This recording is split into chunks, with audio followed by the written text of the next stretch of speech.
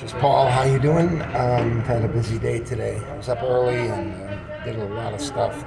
I had to hand my uniforms back into that other place, which kind of cost me. It's over now, and it was far away. So, anyways, had to get that done early so I could start working at 10 o'clock. It's quarter after 9 now, and I figured what I would do is what people liked on my last channel was Paul's story times, and I'm not a great storyteller, but I mean, I'm as good as the next man, I guess. So why don't we do a story today? I think I told this on my last channel, and it was about my Jewish friend Ronnie. And it wasn't so much that it was my Jewish friend Ronnie, it was just that Ronnie was kind of a strange bird. He was a DJ, but he had been like raised in the bowels of Long Island in the Jewish Italian area there, which is what Long Island used to be. I don't know what it is now, but that's how it was. And he was really, really into like being a DJ, and that's when Radio Shack was open, and that's about as good as it got with DJ equipment. Phase threes. It's like, anyways, those are the speakers he used, and after he got situated for a while, he realized that they weren't very good, and he'd make fun of them too. But he was like a Jewish kid who liked music, and we were friends for a long time, but I just can't do it anymore because he's like completely, ridiculously to the left. You know what I mean? Not to say that he's not a tough guy, man. He does the Ironman marathon, So it's that thing where you swim 3 or 4 miles, and then you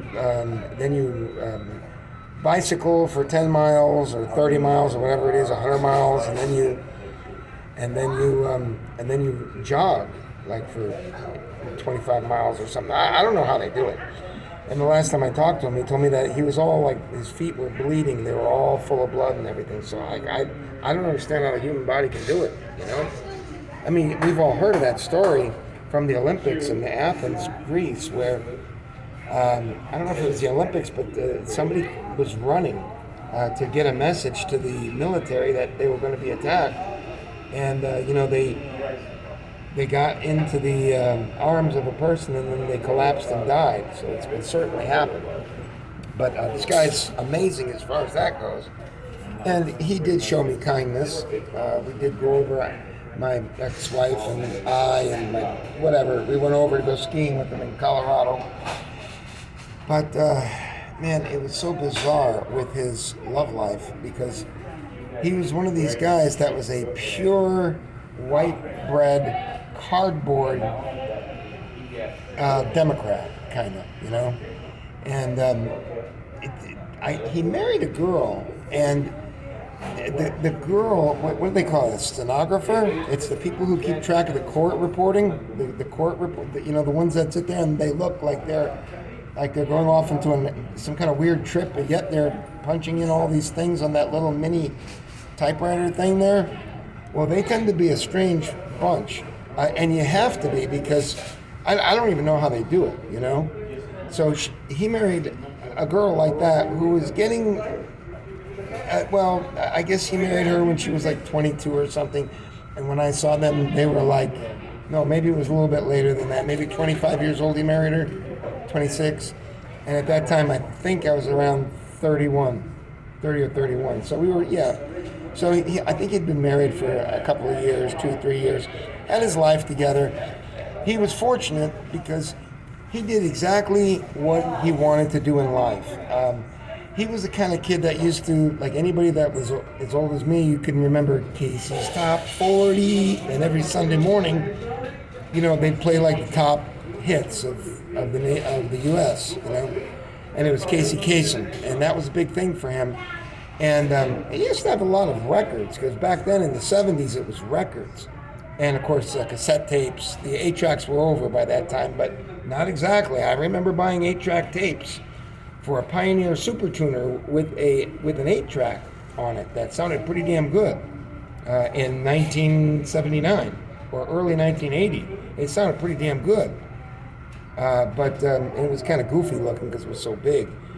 But anyways, he would collect all of those records and this and that, and he was and typically a left-hander like my son, and they think differently or something. So he wound up going into being a DJ, and he's very successful, and he's probably got one of the largest businesses over there like that in Colorado, is what I would think. I mean, he's really big into this. He's got his dance card's always full.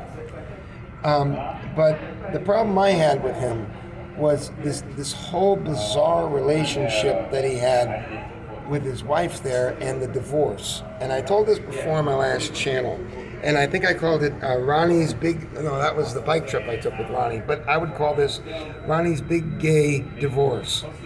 And that's probably what I'll call the title of this.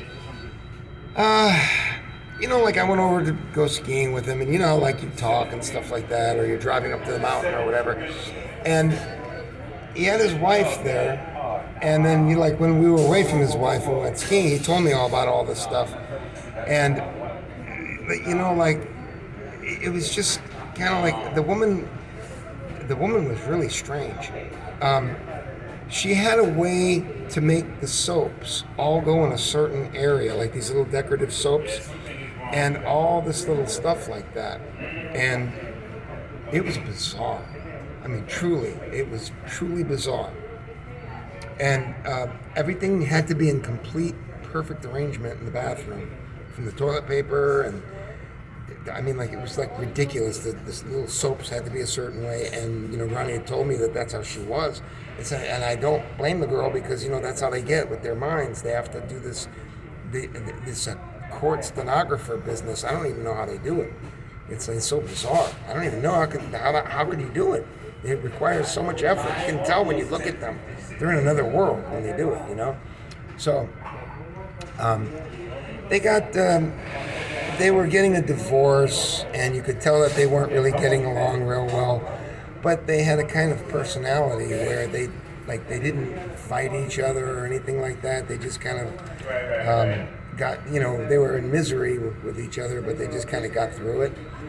And so as it went on, I would call him from time to time and on the phone, and he would tell me, and I'd say, well, so what happened? I said, did you smack her around a little bit, or did you get in trouble, or the cops come over? And to him, it was just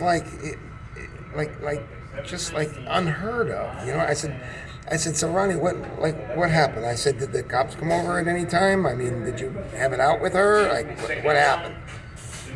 I said, any restraining orders here or anything like that? No. So it was this whole thing. And I'm thinking of this as being really odd, because I told this story before. When I got divorced from my Jamaican ex-wife, I went over there and I broke off some keys into her lock, so when she went to court to get the divorce, she couldn't get in her car and drive away.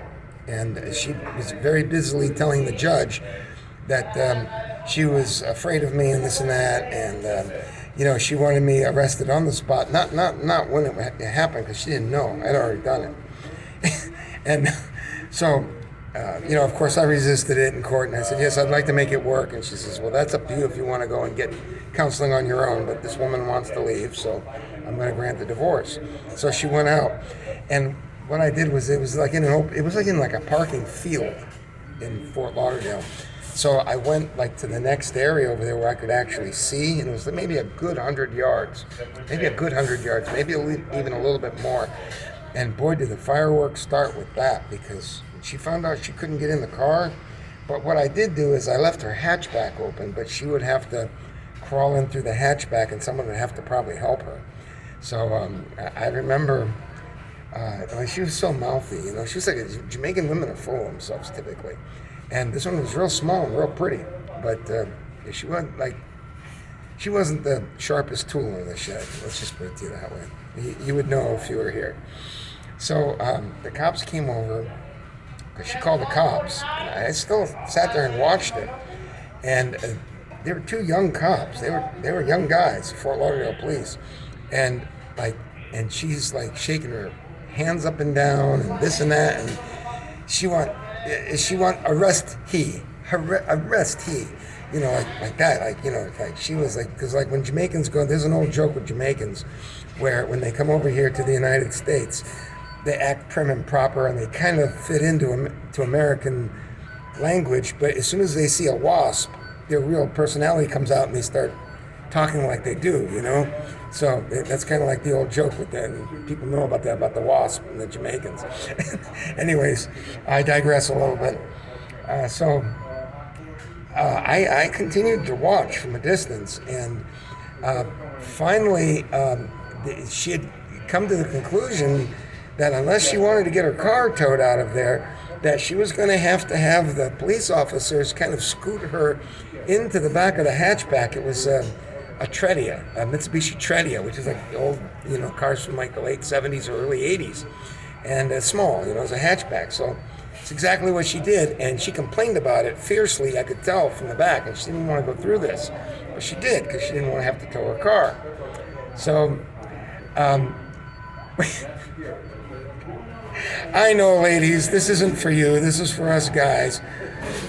When that woman got in her car, before she was able to back up, the police officers, both of them, because she must have explained to them that she wanted me to arrested, and she begged the judge and this and that, and they kind of had to say, yes, ma'am, yeah, we understand, we know what divorce is all about in this country, yes, with the little smart mouth women like you, yes, we understand, so, but they probably didn't say that, that's what they were thinking.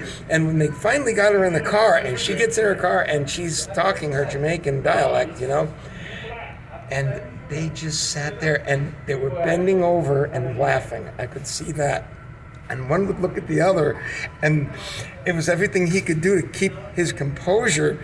And then when she drove off, they were just kind of like shaking their head, and they said, well, there goes another, So anyways, that's the kind of way you have a normal divorce. I mean, you're breaking off keys in your wife's car so that she can't get out, that she has to be humiliated by being pushed in by her heels into the hatchback. Maybe a police escort to make sure that you're not threatening her, stuff like that. This is all normal. See, and to me, that's all normal. And I think to like 99% of the guys, I mean, there's always something going on, right? With a divorce, not Ronnie. And then Ronnie started explaining it to me. He ran it down to me, and he was telling me, he goes, well, I said, so like what happened? There's no cops. I said, you didn't hit her or anything, or get into it with her, or she didn't scratch you, and like all that. And I said, no, we'll work it out. And I said, well, how did you work it out? He said, well, he says, we got joint custody of the dogs. They didn't have any children, needless to say. We're not even going to go there because it wasn't possible. And he castrated himself too with the snip, whatever they call that. You know what I mean? He didn't want kids. All right, so fine. He didn't want kids. But I asked him, I said, what do you mean you got split custody of the dogs? And they had like 3 golden retrievers or something like that, you know what I mean? And they felt it was best, even though they split apart, they felt it was best for the dogs to go to one person. And then after 6 months, they'd meet up at the Continental Divide. I'm not making this up. The Continental Divide, okay? That's where all the mountains peak there or whatever. And then they'd hand over the dogs to the other one. So Ronnie would get them for 6 months, and then the woman would get them for 6 months. And it was this whole thing. And I said, Ronnie, this is so gay. How can you do this? I said, you didn't even smack her around a little bit? Nothing?